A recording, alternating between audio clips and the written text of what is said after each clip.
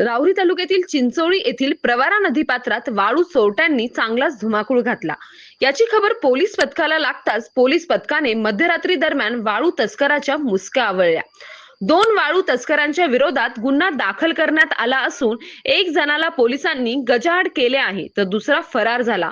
Police पथकाकडून एक dumper व एक ट्रॅक्टर जप्त करण्यात आले।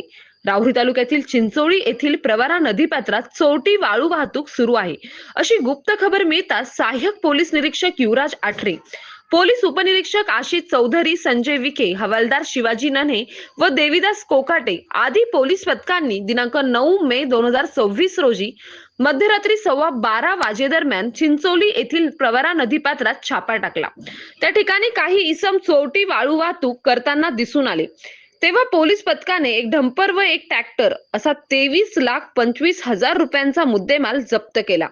दरम्यान एक जेसीबी चालक त्याच्या ताब्यातील जेसीबी घेऊन पळून गेला। तसेच ट्रॅक्टरवरील चालक देखील सदर ठिकाणावरून पसार झाला।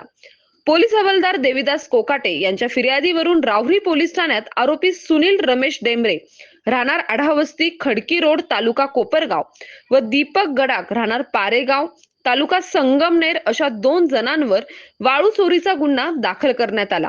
दरम्यान पोलीस पथकाने सुनील रमेश डेंबरे याला ताब्यात घेऊन गजाआड केले तर एक जण पसार झाला। पुढील तपास पोलीस निरीक्षक संजय ठेंगे यांच्या मार्गदर्शनात सुरू आहे।